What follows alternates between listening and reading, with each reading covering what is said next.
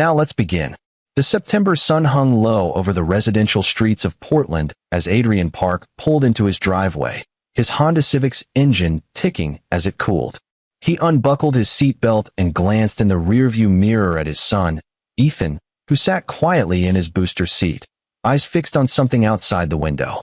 The boy had barely spoken during the 15-minute drive home from preschool. Adrian had noticed the change in Ethan over the past year. His once energetic 4-year-old had become withdrawn, prone to nightmares and sudden outbursts. The pediatrician suggested it was developmental, normal childhood anxiety. But Adrian knew better. He'd served 8 years in the Army, worked as a logistics coordinator now, and he understood when something was wrong. The problem was, he couldn't pinpoint the source. "Hey, buddy," Adrian said, turning around with a smile. "Ready to go inside? Mom's making spaghetti tonight." Ethan nodded slowly, his small fingers gripping the armrest. Adrian helped him out of the car seat, noticing how the boy's hand trembled slightly in his own. Inside their modest 2-story home, Lori Park stood at the kitchen counter, chopping vegetables. She looked up as they entered, her auburn hair pulled back in a ponytail, a tired smile on her face. "How was school?" she asked Ethan, bending down to kiss his forehead. The boy mumbled something unintelligible and headed straight for the living room, where his toys were scattered across the carpet. Lori's smile faded as she watched him go, then turned to Adrian with concern in her eyes. "He's been like this all week," she whispered. "Ever since we visited Mom." Adrian felt his jaw tighten. Sharon Robbins, Lori's mother, had been moved to Riverside Nursing Home 3 months ago after a stroke left her partially paralyzed. The woman had always been difficult, controlling, critical, with a sharp tongue that could cut through steel. But Lori was devoted to her, visiting every weekend, bringing Ethan along despite Adrian's protests. "Maybe we should stop taking him," Adrian suggested, not for the first time. "He's too young to understand what's happening with her condition." Lori shook her head. "She's his grandmother. Family is important." Adrian bit back his response. He'd learned early in their 6-year marriage that criticizing Sharon Robbins was a losing battle. Lori's father had died when she was 12, leaving Sharon to raise her alone. The bond between them was ironclad, even if Adrian thought it was toxic. That night, after Ethan was in bed, Adrian sat in his home office reviewing paperwork. Sharon's old farmhouse, a property 40 minutes outside the city, needed to be cleared out and sold to help cover the nursing home costs. The place had been in the Robbins family for 3 generations, a sprawling structure with peeling paint and overgrown grounds. Adrian had volunteered to handle the cleanup, hiring Clearview Property Services, a company specializing in estate cleanouts. The work was scheduled to begin Monday morning. Adrian planned to supervise the first day, make sure everything went smoothly. It would be a relief to have one less thing hanging over their heads. As he filed the contract away, he heard a sound from down the hall. A whimper, then a scream. Adrian bolted from his chair, taking the stairs 2 at a time.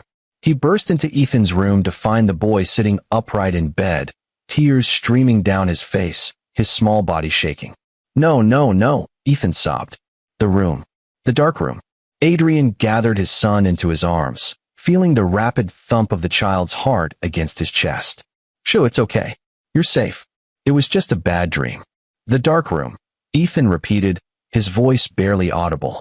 "Grandma's house." "The dark room." Lori appeared in the doorway, her face pale. "Another nightmare?" Adrian nodded, rocking Ethan gently. But something cold had settled in his stomach. The dark room. Ethan had said those words before, always after visiting the farmhouse. Adrian had assumed it was the basement or attic that had scared him. Old houses were creepy to kids. But the terror in his son's voice suggested something else entirely. "I'll stay with him," Adrian told Lori. "You go back to bed." She hesitated, then nodded, too exhausted to argue. After she left, Adrian lay down next to Ethan, keeping the bedside lamp on. He watched his son's breathing slowly even out, but sleep eluded him. His mind kept circling back to those words. The dark room. What had happened in that house? Monday morning arrived with overcast skies and the promise of rain. Adrian dropped Ethan at preschool, noting how the boy clung to him longer than usual at the entrance. Miss Carolyn, the teacher, gave Adrian a concerned look, but said nothing. Ethan had been acting out in class too, refusing to participate, hiding under tables during group activities. The drive to Sharon's farmhouse took 45 minutes through winding country roads. The property sat on 5 acres of land, isolated from neighbors by dense trees and neglect. As Adrian pulled up the gravel driveway, he saw the Clearview Property Services truck already parked near the sagging front porch. 3 men in work clothes were unloading equipment. The foreman, a stocky man named Russ Wolf with graying temples and weathered hands, approached as Adrian got out of his car. They'd spoken on the phone, but never met in person. "Mr. Park," Russ said, extending his hand. "We're ready to get started. Figure we'll begin upstairs, work our way down. Place is in rough shape." "I appreciate you taking this on," Adrian replied. "My mother-in-law wasn't much for maintenance in her later years." They walked through the house together. The interior was dim and musty, furniture covered in dust sheets, wallpaper peeling in the corners. Sharon had lived here alone for 15 years after retiring from her job as a school administrator. The isolation suited her, Lori always said. Sharon preferred her own company. Adrian showed Russ the layout. 4 bedrooms upstairs, living room, kitchen, and dining room on the main floor, and a basement that served as storage. Sharon's bedroom was at the end of the upstairs hallway, the largest room with windows overlooking the back acreage. "We'll be careful with any personal items," Russ assured him. "Pack them separate for you to go through." Adrian nodded and left them to their work. He had to get to his office for a meeting at 11. "Call if you need anything," he told Russ before heading out. He made it halfway through his meeting when his phone buzzed. Adrian glanced at the screen. Russ Wolf. He excused himself and stepped into the hallway. "Russ, what's up?" There was a pause, then Russ's voice, tight and strained. "Sir, I need you to come back here immediately. We found something in her room. Behind the wall." Adrian's pulse quickened. "What kind of something?" "I can't explain over the phone. Just, don't bring your wife. And maybe call the police." The line went dead. Adrian drove back to the farmhouse in a daze, his hands gripping the steering wheel, so tight his knuckles went white. "Don't bring your wife. Maybe call the police." The words echoed in his head, each repetition ratcheting up his dread. What could possibly be behind a wall in Sharon Robbins's bedroom? The property looked the same as when he'd left it 2 hours ago, but everything felt different now. Sinister. Adrian parked and walked to the front door, where Russ waited on the porch, his face ashen. "I'm sorry to pull you away from work," Russ said quietly, "but you needed to see this yourself." "Show me." They climbed the stairs in silence. The other workers were nowhere to be seen. Russ must have sent them outside. The farmhouse creaked around them, old boards settling. At the end of the hallway, Sharon's bedroom door stood open. The room was large, sparsely furnished. A metal bed frame, a dresser with a cracked mirror, and a wardrobe that looked like it belonged in a Victorian novel. But Adrian's attention went immediately to the far wall, where Russ had removed a section of the faded floral wallpaper. Behind it, someone had cut a crude doorway into the wall itself, then covered it with a thin sheet of painted plywood that matched the wallpaper pattern. Now that plywood leaned against the dresser, revealing a dark space beyond. "We noticed the walls sounded hollow when we were moving the wardrobe," Russ explained. "Thought maybe it was a closet someone had sealed up. Old houses, you know, people do renovations. But then we pried it open, and..." He gestured toward the opening. Adrian pulled out his phone, activated the flashlight, and stepped closer. The beam illuminated a small room, roughly 6 feet by 8 feet. No windows. The walls were bare drywall, and the floor was concrete. But it was what lined the walls that made Adrian's blood run cold. Photographs. Dozens of them, tacked up in neat rows. All of children. Different ages, different faces, but all showing the same thing. Kids in various states of distress. Some crying, some with vacant expressions, some bound. And in several of the photos, partially visible in the corner of the frame, was an older woman's hand. Rings on the fingers that Adrian recognized. He'd seen Lori wear her grandmother's ring set, the ones she'd inherited from Sharon's mother. His stomach lurched. He stumbled back from the opening, nearly colliding with Russ. "There's more," Russ said grimly. On the floor, Adrian forced himself to look again. In the far corner of the hidden room sat a cardboard box. His flashlight beam caught the edge of something inside. Videotapes, the old VHS kind. There had to be 20 or 30 of them, each labeled with dates spanning decades. The earliest he could make out was from 1987. 38 years of evidence. "Jesus Christ," Adrian whispered. "There's also this." Russ held up a small key he'd found taped to the inside of the doorway. I think it might go to something in the basement. There's a locked cabinet down there we couldn't open. Adrian's mind raced. Sharon Robbins had been a school administrator.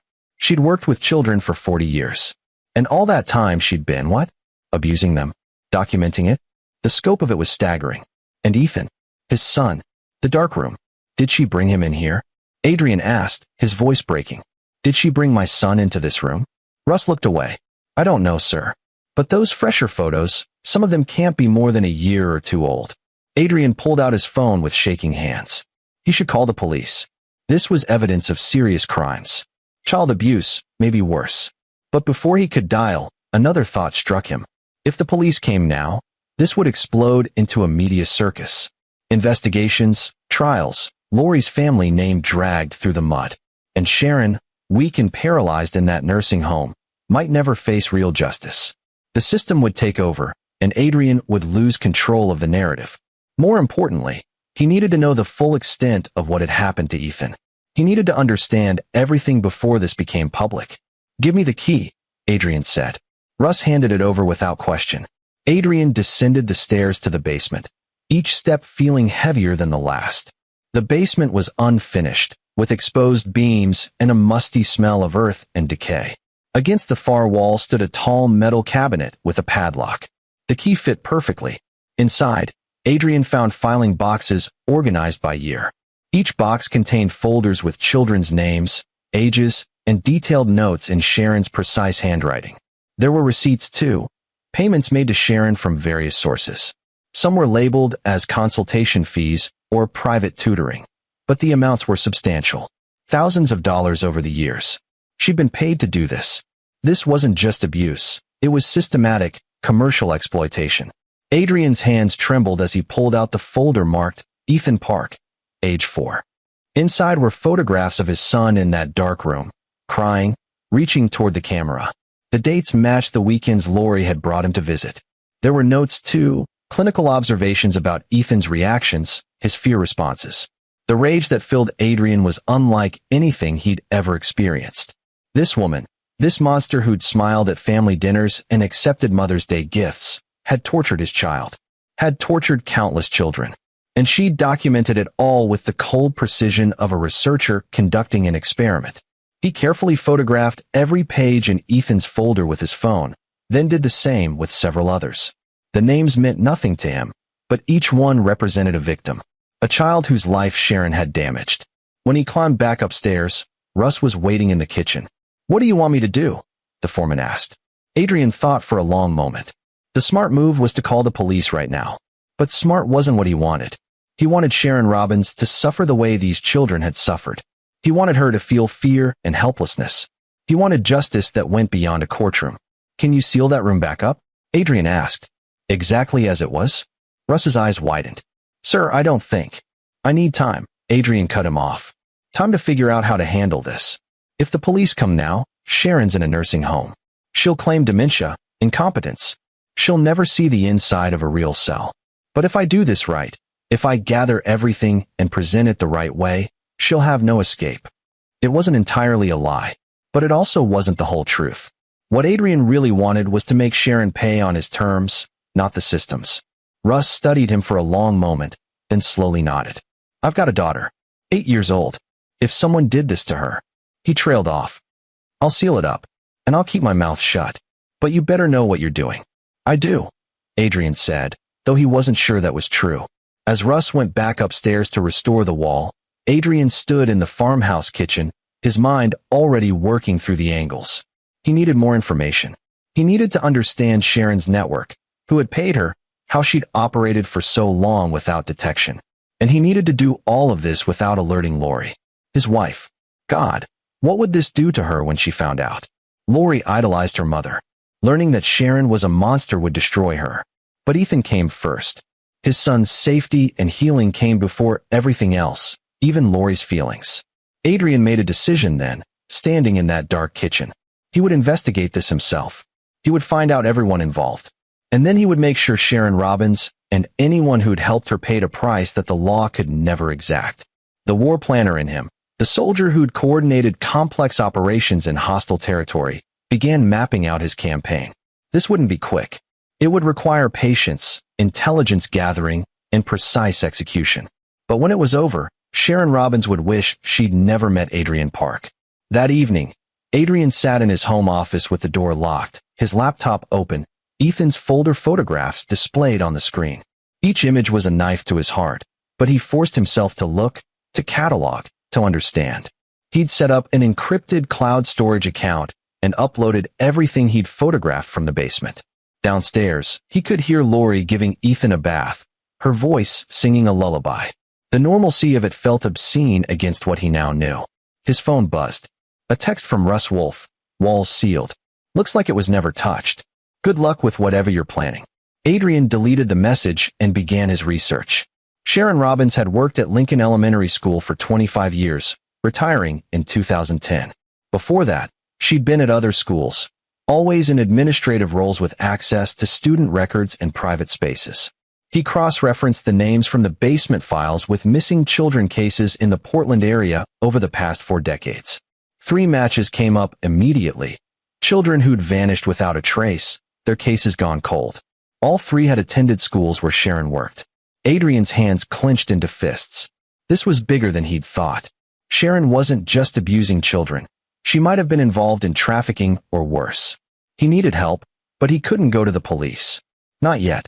He needed someone with investigative skills who operated outside official channels. Someone who wouldn't ask too many questions. After an hour of searching, Adrian found his answer. Kent Fields, a private investigator who'd been recommended on a military veterans forum.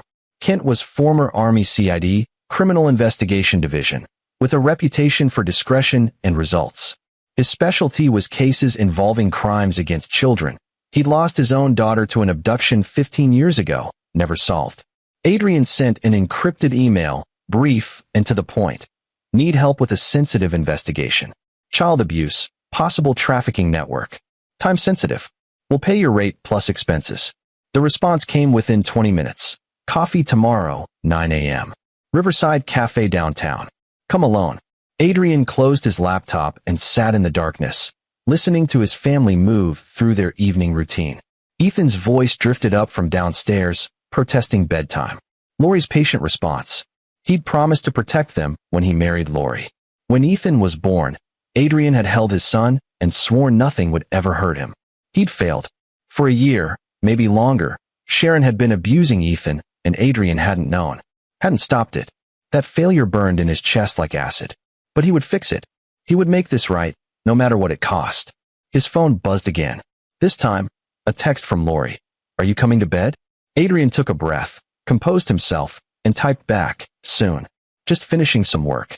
He allowed himself 5 more minutes to sit with the rage and grief, then locked it away in the part of himself that had survived war zones and seeing friends die. That part could hold anything. It had to. Because tomorrow, the real work began. Riverside Cafe occupied a corner building in Portland's Pearl District, the kind of place where freelancers nursed lattes for hours. Adrian arrived 10 minutes early, ordered black coffee, and chose a table with a view of the entrance. Kent Fields walked in precisely at 9 a.m. He was in his 50s, tall and lean, with close-cropped gray hair and the watchful eyes of someone who'd seen too much. He spotted Adrian immediately. Maybe the military bearing gave them both away, and slid into the chair across from him. Kent Fields, he said, offering his hand. Adrian Park. Thanks for meeting me. Kent ordered an espresso from a passing server, then leaned back and studied Adrian. Your email was sparse on details. Why don't you fill me in? Adrian had prepared for this conversation, decided how much to reveal. He couldn't show Kent everything, not yet, but he needed the man's expertise. My mother-in-law is in a nursing home, Adrian began. While cleaning out her farmhouse, we found evidence that she'd been abusing children for decades. Photographs, videos, detailed records, including my 4-year-old son. Kent's expression didn't change, but something sharpened in his gaze. You've contacted the authorities? Not yet. Why not? Adrian met his eyes. Because I want to understand the full scope first. Who was involved? How it operated? And I want to make sure everyone responsible pays. The law will put a sick old woman in a facility that's barely different from the nursing home she's already in, Adrian interrupted. That's not justice. That's bureaucracy. Kent was silent for a moment, his fingers drumming on the table. What you're describing is vigilante action. I can't be part of anything illegal. I'm not asking you to be. I'm asking you to investigate. Find the connections, the network. Give me information. What I do with it is my decision. And if I say no, then I'll do it myself and probably fuck it up, Adrian said bluntly. Look, I know your background. I know what happened to your daughter. I'm not asking you to compromise your principles. I'm asking you to help me protect my son and find out who else hurt these kids. Kent's jaw tightened at the mention of his daughter. He looked away, out the window at the morning traffic. When he spoke again, his voice was rough. Show me what you have. Adrian pulled out his phone and opened the encrypted photos. He slid it across the table. Kent's face went through several expressions as he scrolled. Shock, disgust, and finally, cold fury. Jesus, Kent breathed. This is organized. Professional. I know. The basement had files going back to 1987. Names, dates, payment records. Some of the children match cold missing person cases. Kent looked up sharply. Which ones? Adrian had anticipated this question. He named the 3 he'd identified. Kent's hands stilled on the phone. I worked one of those cases, he said quietly. Melissa Torres, vanished in 1993. 8 years old. We had no leads, no suspects. Her mother still calls me every year on the anniversary.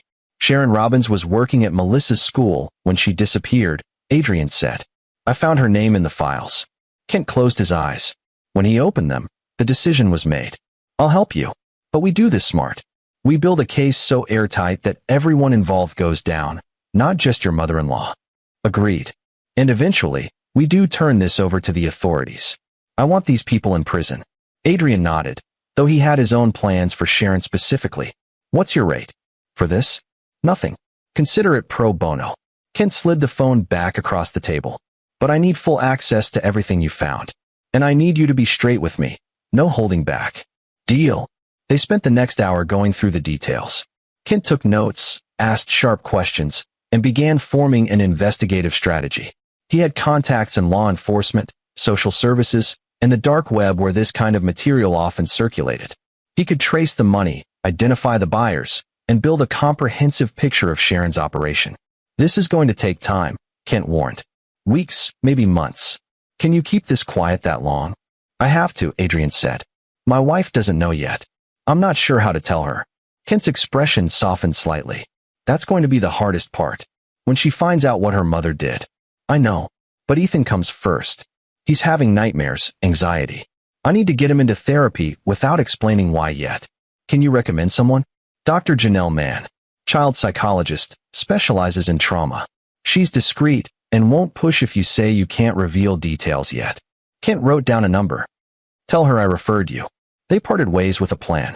Kent would start running down the names in Sharon's files, tracking payment sources, and looking for connections to other abuse networks. Adrian would maintain his normal routine, visit Sharon at the nursing home to keep up appearances, and secretly prepare for the moment when he would spring his trap. As Adrian drove home, his phone rang. Lori. Hey, he answered, keeping his voice casual. What's up? I just got a call from Riverside Nursing Home, Lori said. Her voice was strained. Mom had another stroke last night. A bad one. They're saying it's time to start thinking about end-of-life decisions.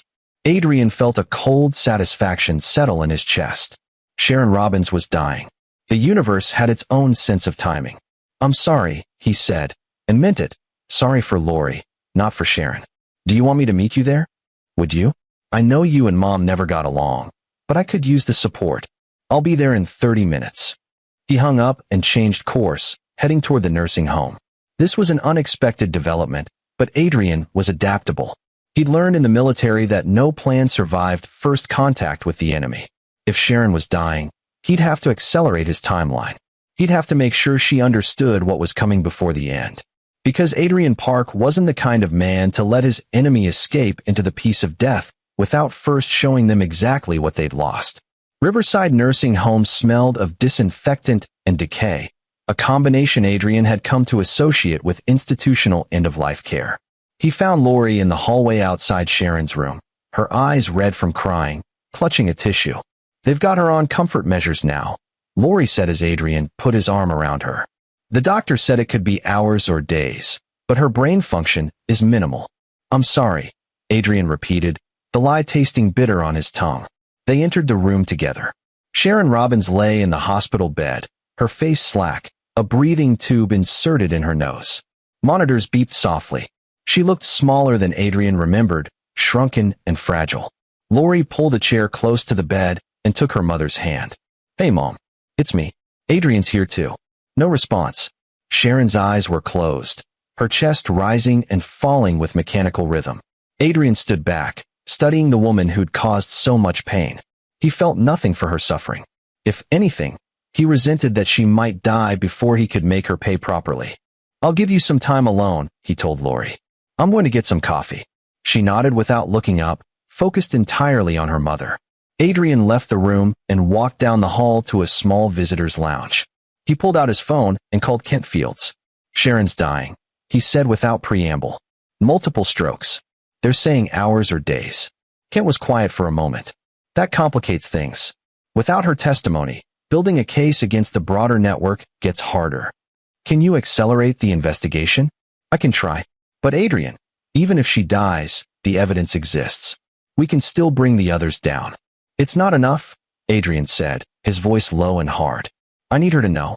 I need her to understand that we found everything, that her legacy is destroyed, that she failed. She's comatose. She probably can't hear you. Maybe. Or maybe there's some part of her still in there, aware. Adrian watched an elderly couple shuffle past the lounge, the man supporting the woman with infinite patience. I'm going to tell her anyway. Adrian. Thanks for your help, Kent. Keep digging. I'll be in touch. He ended the call and returned to Sharon's room. Lori was still holding her mother's hand, speaking softly about memories from childhood. Happy times that now felt contaminated by what Adrian knew. After an hour, Lori stood and stretched. I need to use the restroom. Will you stay with her? Of course. As soon as Lori left, Adrian moved closer to the bed. He leaned down, his face inches from Sharon's, and spoke in a whisper that carried all the fury he'd been containing. I found your little room, Sharon. Behind the wall. I saw the photographs, the videos, the files. I know what you did to Ethan. I know what you did to all of them. No reaction. The monitors continued their steady beeping. You thought you'd get away with it. Thought you'd die peacefully with your daughter holding your hand, never facing consequences. But I'm going to make sure everyone knows. Every parent of every child you hurt. The police. The media. Your name will become synonymous with evil. He straightened up, watching for any sign that his words had penetrated. Sharon's eyelids flickered. Just once, but it was enough. She'd heard him. That's right, Adrian said softly. You can't hide anymore. And whatever peace you thought you'd find in death, you won't get it. I'll make sure of that. The door opened. Lori returned, and Adrian stepped back, his expression carefully neutral. Any change? She asked. No. Still the same. They stayed another hour before the doctor suggested they go home, promising to call if Sharon's condition changed. On the drive back, Lori cried quietly, mourning the mother she thought she knew. Adrian said nothing, his hands steady on the wheel, his mind already planning his next move. Dr. Janelle Mann's office was in a renovated Victorian house near the university, the kind of place designed to feel non-threatening to children. Adrian had called ahead, using Kent's name as a reference, and she'd agreed to see Ethan that same week. Now Adrian sat in the waiting room while Ethan was in session, watching through the one-way glass as the boy played with toys on the floor. Dr. Mann, a woman in her 40s with kind eyes and salt and pepper hair, sat nearby, occasionally asking questions. After 30 minutes, she came out to the waiting room. Mr. Park, can we talk in my office? They moved to a smaller room lined with books and certificates. Dr. Mann gestured for him to sit. Ethan is displaying classic signs of trauma, she said without preamble. Avoidance behaviors, hypervigilance, night terrors. He mentioned a dark room several times during our session, always in the context of his grandmother's house. Adrian's jaw clenched. What else did he say? Not much. He's very guarded. But I'd like to see him twice a week for the next month, build trust. With your permission, I may eventually ask him to draw or use play therapy to help him express what happened. Do what you need to do, Adrian said. Just help him. Dr. Mann studied him. Kent Fields told me you might be dealing with a complicated situation. I want you to know that if I suspect ongoing abuse, I'm a mandatory reporter. I have to contact the authorities. The source of the abuse is neutralized, Adrian said carefully. She's in a nursing home, dying. She can't hurt him anymore. Good. But Ethan will need long-term support. Trauma doesn't disappear overnight. They discussed treatment plans and coping strategies. Dr. Mann gave Adrian resources for explaining things to Ethan in age-appropriate ways when the time came. As Adrian left with his son, he felt a small measure of relief. At least Ethan would get the help he needed. That evening, after Ethan was asleep, Adrian sat down with Lori. She looked exhausted, her face drawn from days of vigil at the nursing home. We need to talk, Adrian said gently. Lori looked up from her tea. Is this about Mom? The doctor said she might only have a few more days. Partly, but also about Ethan. Adrian chose his words carefully. I've been worried about his nightmares and behavior.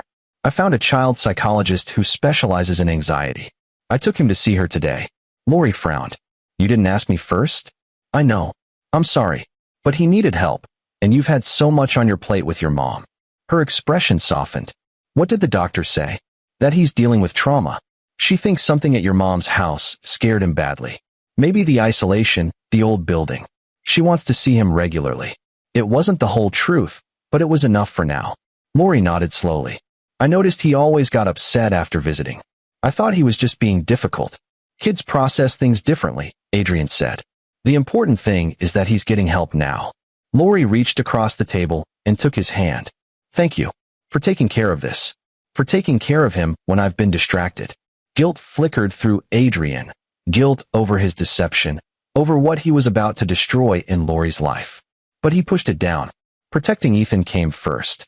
Always. His phone buzzed. A text from Kent. Found something. Call me when you're alone. Adrian squeezed Lori's hand and stood. I need to make a work call. You okay? Yeah. I'm going to bed soon anyway. He kissed her forehead and went to his office, closing the door before dialing Kent. What did you find? Adrian asked. Payment trail, Kent said. Sharon received regular deposits from an offshore account linked to a company called Sunshine Consulting. That company's been flagged by FBI in the past for suspected involvement in CSAM distribution networks. CSAM, child sexual abuse material. Adrian felt sick. There's more, Kent continued. I cross-referenced the names in Sharon's files with Sunshine Consulting's known associates. 3 matches. All connected to a man named Dominic Beasley. He runs what looks like a legitimate photography business in Seattle, but my sources say he's a major distributor. Have you contacted the FBI? Not yet. I wanted to check with you first. If we bring them in now, they'll take over the investigation. Sharon will be a small fish. But if we can get more evidence directly linking Beasley to Sharon's operation, we can make sure he goes down too. Adrian paced his office. How do we get that evidence? Sharon's videos. If even one of them features Beasley or can be traced to him, we've got a direct connection. But accessing those tapes is risky. You'd be handling evidence, potentially contaminating a future case. I don't care about the legal technicalities. Tell me what you need. Kent sighed. I need you to get those tapes from the farmhouse. Bring them to me. I have equipment to digitize them safely and check for identifying markers. But Adrian, this crosses a line. You'd be concealing evidence. For a few more days, Adrian corrected. Long enough to build the case properly. Then we hand everything over. A pause. Your call. But be careful. Adrian ended the call and sat in darkness, thinking. The farmhouse was 45 minutes away. He could go tomorrow while Lori was at the nursing home, retrieve the tapes, and deliver them to Kent. It would take a few hours at most. The risk was minimal. The reward, ensuring everyone in Sharon's network faced justice, was worth it. He opened his laptop and sent an email to his boss, requesting a personal day for family reasons. Then he lay down on the couch in his office, too wired to sleep, his mind running through every detail of tomorrow's mission. By dawn, he had a plan. The next morning, Adrian waited until Lori left for Riverside Nursing Home before loading Ethan into the car. He dropped his son at preschool, then drove to the farmhouse under gray skies that threatened rain. The property looked abandoned now, the cleanup crew long gone. Adrian unlocked the front door and stepped into the musty silence. He brought a duffel bag and latex gloves, determined to leave no trace of his presence. Upstairs, he carefully removed the section of wallpaper Russ had resealed, exposing the hidden room once more. The photographs still lined the walls, their subjects frozen in moments of fear and pain. Adrian forced himself not to look at them as he gathered the box of tapes. 37 VHS cassettes, each labeled with dates. The weight of them in the duffel bag felt obscene. He was sealing the wall back up when he heard it, a car door slamming outside. Adrian froze. He moved to the window and looked down. A dark sedan sat in the driveway, and a man was walking toward the house. Not a car he recognized. Shit. Adrian quickly finished reattaching the wallpaper, then grabbed the duffel bag and moved to the hallway. He could hear footsteps on the porch, then the sound of the front door opening. Someone with a key. He descended the stairs quietly, staying close to the wall to avoid creaks. As he reached the main floor, he saw the intruder, a man in his 60s, heavy-set, wearing an expensive suit. The man stopped when he saw Adrian. "Who the hell are you?" the stranger demanded. Adrian set down the duffel bag casually, his military training kicking in. Assess the threat. Control the situation. I could ask you the same thing. This is private property. I'm Richard Kramer, Sharon Robbins' attorney. I have every right to be here. Kramer's eyes narrowed. You're the son-in-law. Park, right? That's right. And I have authorization from my wife to handle the estate. Not according to Sharon's power of attorney. I need to inventory certain items before anything is removed. Kramer's gaze fell on the duffel bag. What's in there? Personal effects, Adrian said evenly. I'll need to verify that. Adrian didn't move. No. Kramer's face reddened. Listen, Mr. Park, I don't know what you think you're doing, but Sharon was very specific about certain items in this house. Items that need to be properly disposed of. Understanding dawned. Kramer knew. He'd known about Sharon's activities, had probably helped cover them up for years. Items like photographs. Adrian asked quietly. Videos? Files documenting decades of child abuse. Kramer's expression shifted from anger to calculation. I don't know what you're talking about. Sure you don't. That's why you rushed over here the moment Sharon's health declined. To clean up her mess before anyone found it. Be very careful with accusations, Kramer said. I'm an officer of the court. And an accomplice to child trafficking. Adrian shot back. Did she pay you well for your silence? Or were you one of her clients? Kramer's hand moved toward his pocket. Adrian reacted instantly, closing the distance and grabbing the man's wrist. A brief struggle. Then Adrian had Kramer against the wall, the lawyer's phone clattering to the floor. Here's what's going to happen, Adrian said, his voice deadly calm. You're going to leave.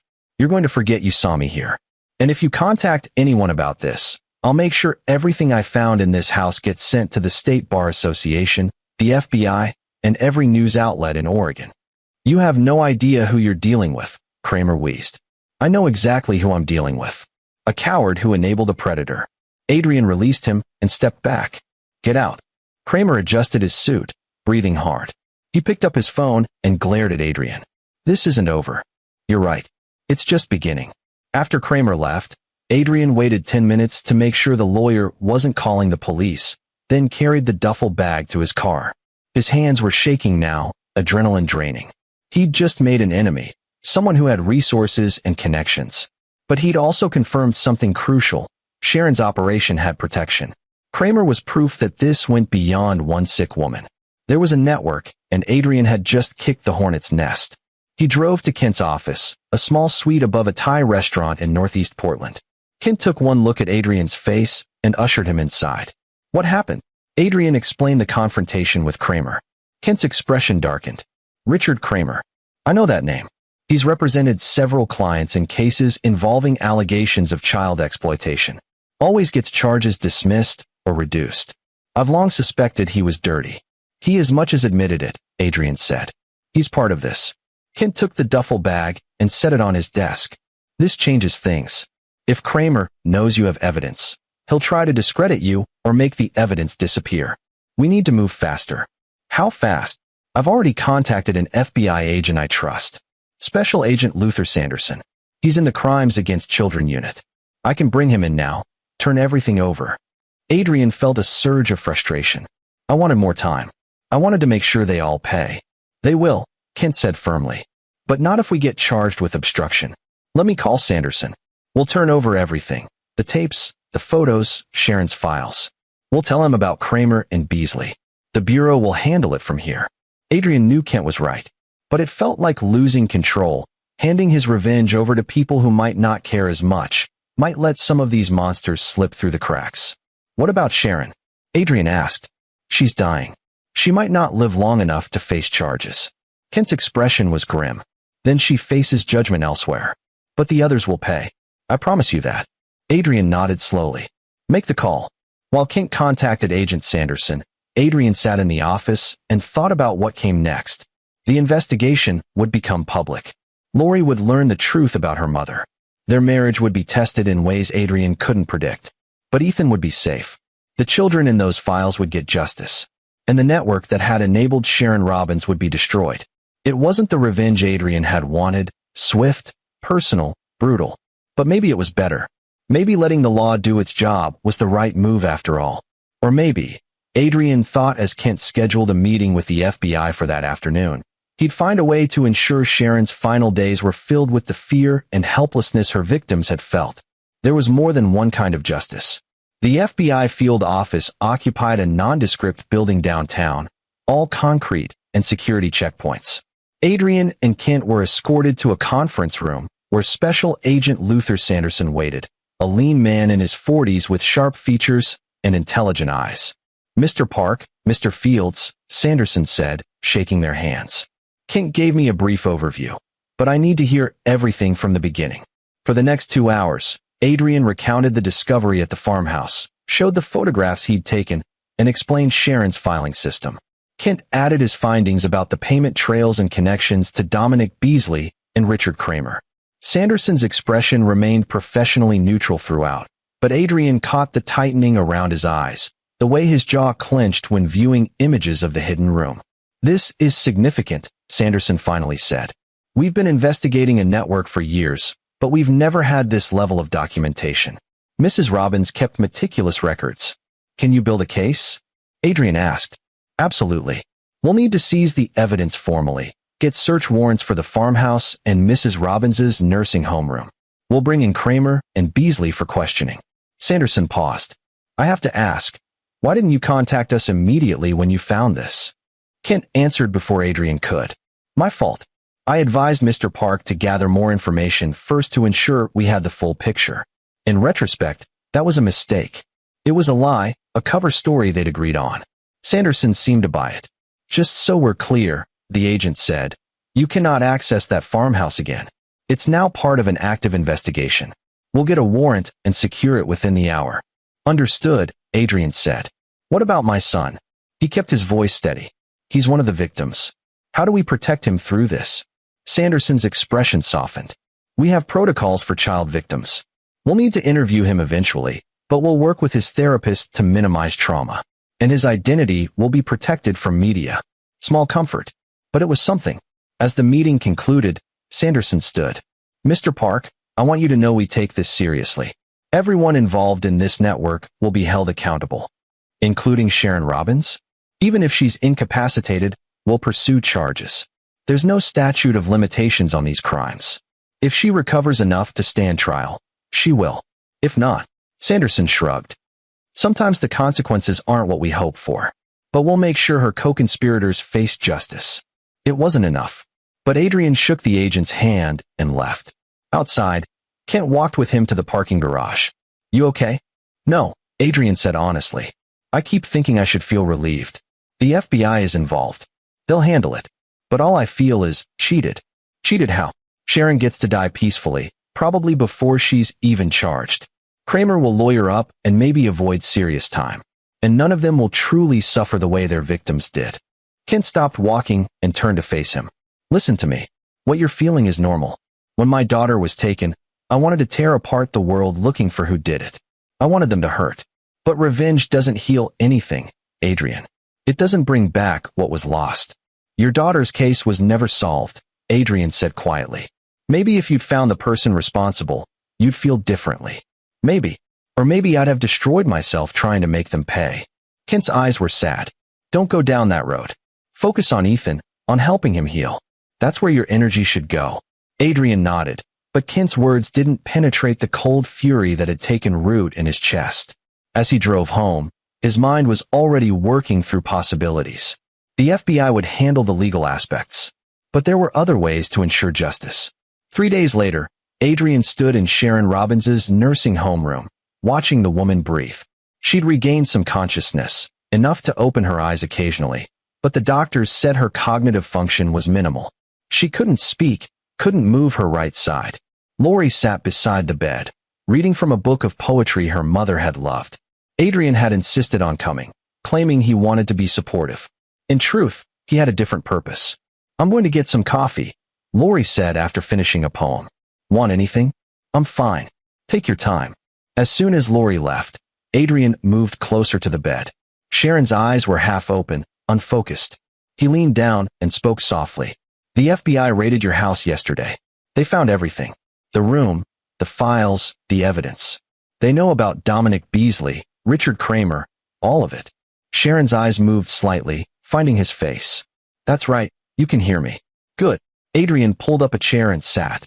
"You're going to die soon, but not before you understand that you failed. Every child you hurt will be identified. Every family will know. Your name will be synonymous with evil." He pulled out his phone and showed her a news headline. "Massive child abuse network uncovered in Portland. Multiple arrests expected. They're not mentioning you by name yet, out of respect for Lori. But that'll change when charges are filed. Everyone will know." Sharon made a sound, a weak groan from the back of her throat. "What's that?" "You're sorry." Adrian smiled coldly. "Too late. 38 years too late. You made a choice with every child you hurt. And now you get to die knowing it was all for nothing. Your legacy is pain, not the respectability you thought you'd built." He stood and leaned close to her ear. "And here's the best part. Lori's going to find out. Your daughter, who loved you more than anything, is going to learn what you really were. That knowledge will destroy her. And it's your fault." Tears leaked from Sharon's eyes, tracking down her wrinkled cheeks. "Yeah," Adrian whispered. "Now you cry. Now you feel something. But it doesn't matter. Nothing you feel matters anymore." He straightened up as footsteps approached in the hallway. Lori returned with 2 coffees, saw her mother crying, and rushed to the bed. "Mom? What's wrong? Are you in pain?" She shot Adrian a confused look. "What happened?" "I don't know," Adrian lied smoothly. "She just started crying. Maybe she's aware enough to be scared." Lori pressed the call button for the nurse, her own tears starting. "It's okay, Mom. We're here. You're not alone." But Sharon's eyes stayed fixed on Adrian, filled with understanding and terror. He'd given her what she deserved, knowledge that she'd lost everything, that her crimes would be exposed, that she would die in disgrace. It wasn't physical suffering, but it was suffering nonetheless. As the nurse came in to check on Sharon, Adrian stepped back and sipped his coffee, feeling a grim satisfaction. This wasn't over yet. He still had plans for the others. The next week moved quickly. The FBI arrested Dominic Beasley in Seattle, charging him with producing and distributing child sexual abuse material. Richard Kramer was disbarred pending a criminal investigation. 3 other men connected to the network were taken into custody. The media picked up the story. News vans parked outside Sharon's farmhouse. Reporters tried to interview neighbors, former colleagues, anyone with a connection. Lori learned the truth when Agent Sanderson came to their house with a victim advocate. Adrian sat beside his wife as the agent explained what her mother had done, watched as Lori's world shattered. She didn't believe it at first, called it impossible, a mistake. But when Sanderson showed her evidence, photos that couldn't be denied, Lori crumbled. "My son," she whispered. "She hurt my son?" "We believe so," Sanderson said gently. "Ethan's been in therapy. With your permission, we'd like to interview him to understand the full extent." Lori looked at Adrian, her face streaked with tears. You knew when you took him to Dr. Mann." "I suspected," Adrian said. "After we found the room. I wanted to get him help immediately." "Why didn't you tell me?" "Because you were already dealing with your mom's health crisis. I wanted to protect you." It was a weak excuse, and they both knew it. But Lori was too devastated to push further. She gave permission for Ethan's interview, then excused herself and locked herself in their bedroom. Adrian heard her crying through the door, but knew better than to try to comfort her. There were no words for this kind of betrayal. That night, he slept on the couch. Sharon Robbins died 2 days later, never having been formally charged. The nursing home called early in the morning. Lori didn't want to see the body, couldn't bear to be in the same room with the woman who'd once been her mother. Adrian handled the arrangements. A small cremation, No service. Sharon's ashes would go unclaimed, stored in the funeral home's repository for the unwanted dead. Fitting, Adrian thought. She'd lived for herself, hurt countless children for her own twisted gratification. Let her die unmourned and forgotten. The investigation continued to expand. Agent Sanderson called with updates. More arrests, more victims identified, a network that spanned multiple states. Sharon had been a crucial node in an operation that had existed for decades. Your mother-in-law kept better records than most corporations, Sanderson told Adrian. Because of that, we're able to rescue children currently being exploited and bring closure to cold cases. It's horrific, but at least some good is coming from it. Adrian met with the families of some of Sharon's victims, parents who'd never known what happened to their children, who'd spent years wondering.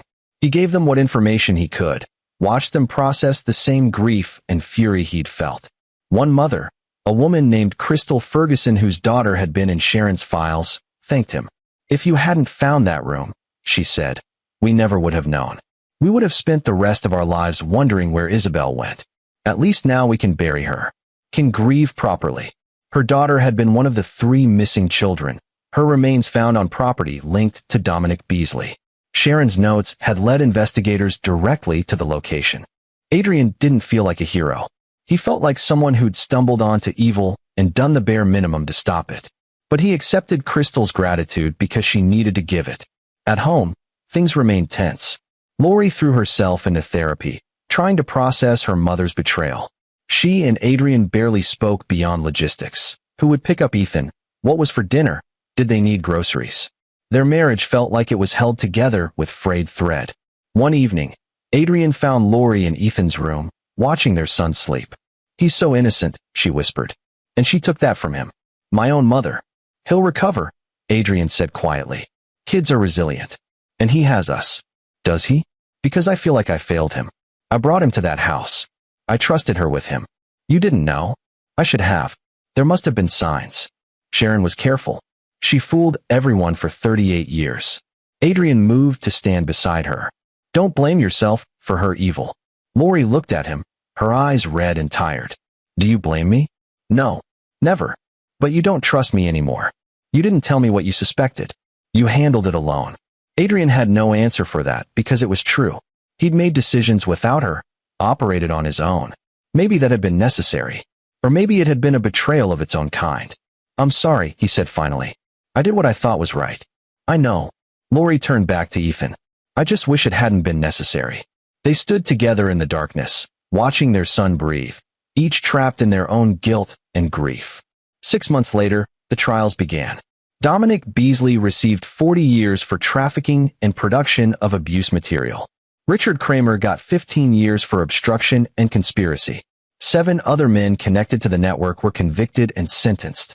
The media coverage was intense. Sharon Robbins's name became infamous, a cautionary tale about hidden evil. The farmhouse was demolished, the land sold to a developer who planned to build a park in memory of the victims. Ethan continued therapy. Slowly, his nightmares decreased. He still had bad days, moments when something would trigger a memory and he'd withdraw. But Dr. Mann said he was making progress. He'd never forget what happened, but he could learn to live with it. Adrian and Lori's marriage survived, though it was changed. They were more careful with each other now, more honest. The crisis had forced them to communicate in ways they'd avoided before. I used to think my mom was the strongest woman I knew, Lori told him one night. Now I realize she was just the cruelest. And I'm terrified I might have some of that in me. You're nothing like her, Adrian said firmly. You're kind, loving, protective. Everything she wasn't. I hope you're right. Adrian thought about the things he'd said to Sharon in her hospital bed, the satisfaction he'd felt in her fear. Was he really so different? He'd wanted revenge, had taken a dark pleasure in her suffering. But he'd channeled that into action that helped others. He'd worked within the system, trusted the FBI to do their jobs. He'd chosen justice over vengeance. Mostly, Kent Field stopped by their house one evening, bringing files to close out his investigation. He sat with Adrian on the back porch while Lori put Ethan to bed. You did good work, Kent said. Because you acted quickly and documented everything. We saved kids who were currently being exploited. That's not nothing. It doesn't feel like enough, Adrian admitted. It never does. But you got justice for Ethan. That's what matters. Adrian looked at Kent. Did you ever find out what happened to your daughter? Kent's expression darkened. No. 14 years, no answers. But working cases like yours, it helps. Gives me purpose. They sat in silence for a moment. Two men bound by the children they'd failed to protect and were now trying to save. The FBI found something else in Sharon's files, Kent said eventually. References to someone called the Collector. Someone higher up the network who Sharon answered to. They haven't identified him yet. Will they? Maybe. These investigations take years. But if they do, they'll bring him down too. Kent stood. Just thought you'd want to know. In case you ever hear anything. After Kent left, Adrian sat alone on the porch, thinking. The Collector. Someone out there who'd coordinated this network, who'd profited from children's suffering on an even larger scale than Sharon. Part of him wanted to help find this person, to ensure they faced justice. But another part, the part that had learned hard lessons, knew that wasn't his fight. He'd done what he could. The rest was up to the authorities. His responsibility now was to his family, to helping Ethan heal, to rebuilding his marriage, to being present in ways he hadn't always been. As he went inside and climbed the stairs to check on his son, Adrian made a decision. He would let go of the rage he'd been carrying. He would trust that justice would find its way, even if it wasn't as swift or complete as he wanted. Sharon Robbins was dead. Her co-conspirators were in prison. Ethan was getting better. It would have to be enough. 2 years passed. Ethan started first grade, a bright, curious boy who still had nightmares sometimes, but was learning to manage them. He'd made friends, joined a soccer team, and laughed more often than he cried. Lori had written a memoir about her experience, not for publication, just for herself. Processing the betrayal, the guilt, the slow journey toward forgiveness. She'd started volunteering at a crisis center for children, using her pain to help others. Adrian got promoted at work, took on more responsibilities. He and Lori had started talking about having another child, though they were taking it slow. Life had found a new normal. Then Adrian received a call from Agent Sanderson. We found him, Sanderson said without preamble. The Collector. His real name is Orlando Donahue. He's in custody. Adrian's hand tightened on the phone. How? Digital forensics traced financial transactions. Donahue ran the whole operation from a mansion in California, presenting himself as a legitimate businessman. But he was the one coordinating everything, recruiting abusers, distributing material, collecting payments.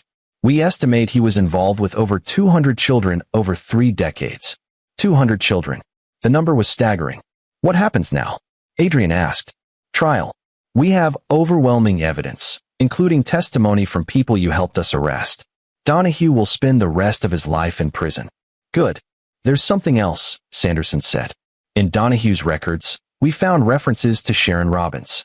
He'd marked her as one of his most reliable associates.